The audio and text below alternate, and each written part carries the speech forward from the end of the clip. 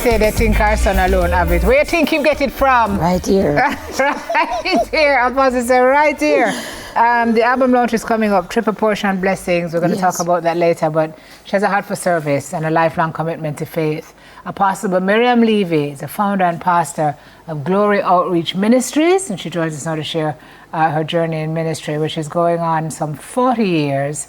Her church, about 13 of those years. Good morning. Good morning. And you're a singist too. Yes, I am. So that's where Kevin got it. Yes, all of it. Okay. This is Kevin Downswell's mom, Downswell's mom, by the way. Thank you. You must be so proud of yourself. Yes, I am. But even more proud of yourself. Yes. So tell me how your ministry journey started. The ministry journey started, through a vision. Mm-hmm. Yes. I got a vision. I went away to Canada. So I was there working, planning to just get my big house out here and all the nice things. And the Holy Spirit just intervened. One of these evenings, I sit on a nice little couch like this and I hear, go home. And I couldn't believe that it was somebody. I was like, and I hear the word again, go home. Because I knew that I have ministry back home, but I wanted to go, to being a pastor's according to me, yes, and so forth and so on. So I decided to come home. How long were you in Canada at that point? About 4 years. Yeah. Yes. So you were planning to stay there? I was planning to stay there. God had other plans? Yes, God had other plans. And I came, I was being obedient for that time. For that time? Yes. So I came home. Yeah, sometimes, Yes. So I came home. When I came home, I was like, oh God, I didn't even know it was really ministry, but I know He's able to come home because before I left, I have a children's ministry in the area, in the Central Village area there. So I really did miss them though, but I was looking for, and I came back home. Then it's like about a year or more after that, I started feeling the conviction of going back to the children or just going back to minister to. I've been ministering to people on my own, like, just like going to people, giving them things, praying for them, so on and so on. But when it comes on to the wider scale, I was a bit afraid of it because I know it's hard. Because I work with other ministers. I work among other ministers, bishops and pastors, and I know it's hard. When those times I could just easily say, bye-bye, good night, good morning, good night. I'm gone. See you later. No, my time come now. Me have to lock up. Me have to make sure everything is all right. Yeah. Everything is okay. You have to be over, and the responsibility.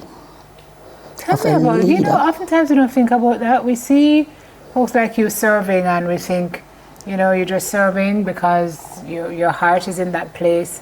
We don't really think about the struggles that you face while you're helping us to get through our stuff. Yes. So what are some of those challenges that you had to work through? All right, some of those challenges is especially with children. You have person back then and even recently would just take the child to me and said, they call me Auntie Miriam in the area, right?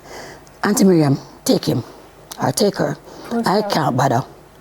And somehow that child, when the child gets to me, and I sit down and start talking to the child or pray for the child or start getting the child involved because I love get them involved in things and so on, that child will immediately change right there and then for that day and continue most of the time because I have children that I nurtured from way back then that is at my church now. From the teeny and the church is in the community? In the community compound, yes, they call that flat area across from Red Cross compound. So that's where I am. And some of the other responsibilities, like you have to sometimes be a lawyer. You have to sometimes be a doctor. You have to sometimes be a counselor.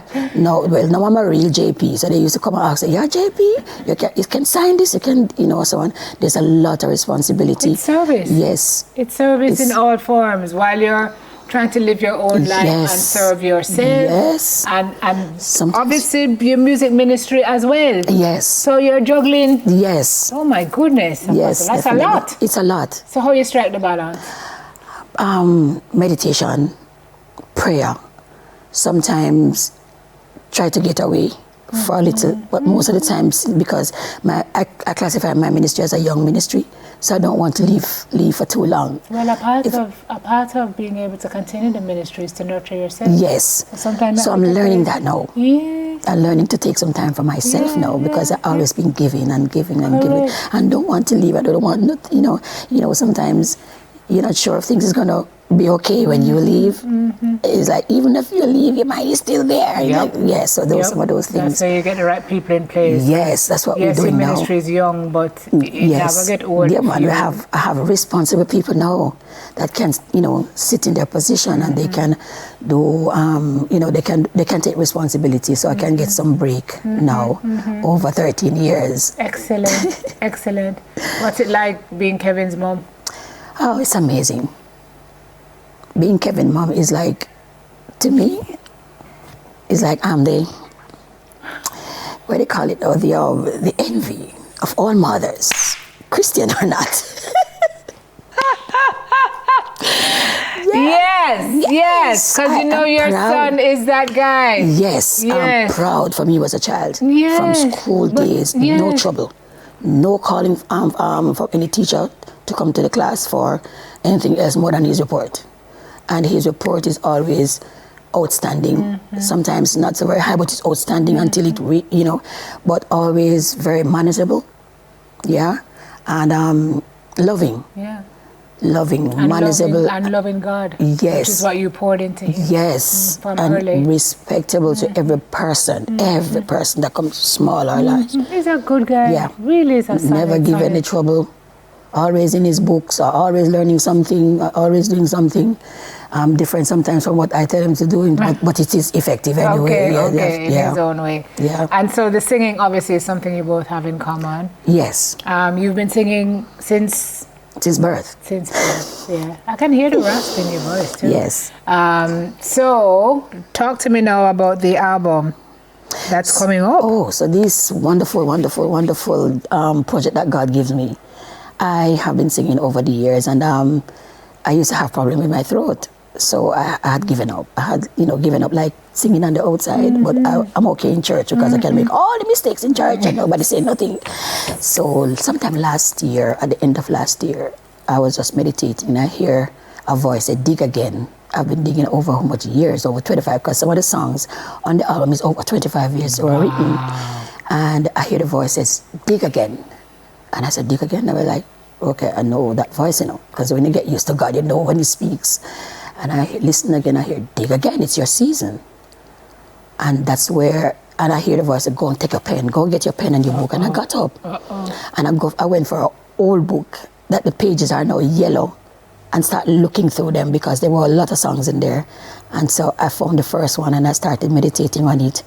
And from then I started feeling the encouragement, the aspiration, the inspiration to carry on. I said, okay, so that simply means this is not just for one song. It's like, it's time for the album that I'm trying, aspiring to do for over counting of years. Decades. From I was about 19. Well, the time is right. Time is right. So you worked on it. This is last year you got that confidence? Yes, just last year. This and summer. your launch album this year? Yes. But you're not easy. Not at all. I got no easy. I got no easy. Wow, that was fast. Yes, it's God. I tell you, Auntie Simone, listen to me. It takes a whole lot. It takes almost everything to go, because remember I tell you that I had given up. So to get up, to start again. Yes, it takes a whole lot. Yeah. And the name Triple Portion. Yes. I was just sitting there, and I was reading the scriptures, and I was reflecting on Elisha and Elijah. When Elisha asked him for a double portion of his spirit, hear me to God. I said, God, 3 times. To do Can this. I get an extra helping, please? To do this, yeah, I have to get triple portions. Yeah.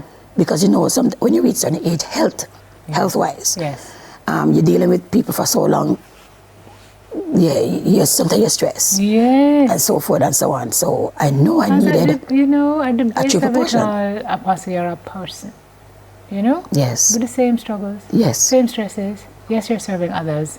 but that's why you need to pour more into yourself. Yes. Triple portion. We hope you get a triple portion of every blessing that you will ever need to move forward. Yes. And we hope this album is fantastic. July 10th. 10th is my birthday too. The exact date. Oh, I'm and 60. that's when you're having the event launch? Yes. Where is it happening? In my community. Okay. The Lord said. Nice. Use it to lift the community. Free Yes, at the Glory Outreach Ministry in Central Village compound. Miriam Levy. Yes. Triple portion. Yes. Is what the album is called. Thank you for coming and sharing yourself with us this morning. Thank you. It was so nice to talk to you. It's nice to talk to you too. Yeah. I'm so happy to meet you. Oh, nice to meet you too. She's the founder and the pastor of Glory Outreach Ministries, Apostle Miriam Levy. Say good morning to your son, Apostle. Just look at this camera. Hi, good morning, Kevin. Good morning, Glory House. Good morning, everybody in Central Village, Windsor Heights. Yes. Amen. I'll take a break. We'll be right back. People, tribes and nations, Jesus Christ.